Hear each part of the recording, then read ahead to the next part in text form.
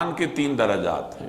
پہلا درجہ یہ ہے کہ برائی کو ہاتھ سے روکو، طاقت سے برائی کو روکو۔ دوسرا درجہ یہ ہے کہ زبان سے روکو، اور تیسرا درجہ یہ ہے کہ کم از کم دل سے برائی کو برا سمجھا جائے۔ اب ہاتھ سے کس نے روکنا ہے؟ اس نے روکنا ہے جس کو اتھارٹی حاصل ہے، حکمران ہے، قانون ساز ادارہ ہے یا قانون ساز شخص ہے، تو اس کو حق ہے کہ وہ ہاتھ سے روکے۔ اسی طریقے سے ہر فرد اپنے گھر میں ایک اتھارٹی رکھتا ہے، گھر میں اس کا حکم چلتا ہے، تو گھر میں زبردستی آپ گناہوں کو پھیلنے سے روک سکتے ہیں۔ اپنی اولاد ہے، چھوٹے بہن بھائی ہیں، ایک استاد ہے، وہ اپنے شاگردوں کو روک سکتا ہے کہ برائی کی طرف مت جاؤ۔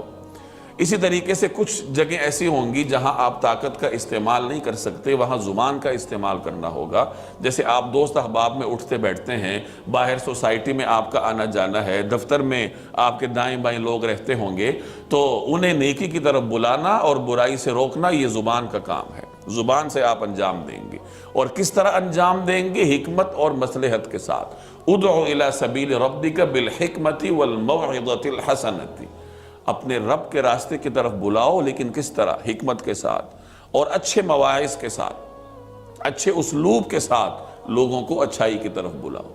بعض اوقات حکمت کو مد نظر نہ رکھنے کی وجہ سے امر بالمعروف یا نہی عن المنکر کے منفی اثرات نکلتے ہیں۔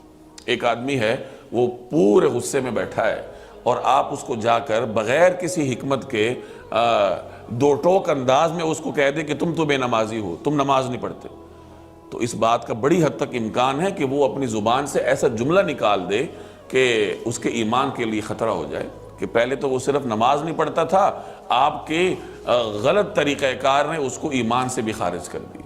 تو اس لیے امر بالمعروف کرنا چاہیے، لیکن حکمت اور بصیرت کے ساتھ، اور اگر زبان سے بھی نہ کیا جا سکے تو کم از کم درجہ یہ ہے کہ پھر دل سے برا سمجھا جائے۔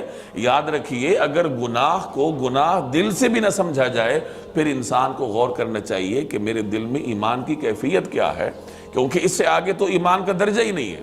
3 درجات ہیں، اعلیٰ ترین درجہ ہاتھ سے روکنا ہے، متوسط درجہ زبان سے روکنا ہے، کم از کم درجہ دل سے برا سمجھنا ہے۔ اگر کوئی شخص برائی کو دل سے بھی برا نہیں سمجھتا، تو پھر نظر ثانی کرنی چاہیے کہ میرے ایمان کی کیا صورتحال ہے۔ ایک روایت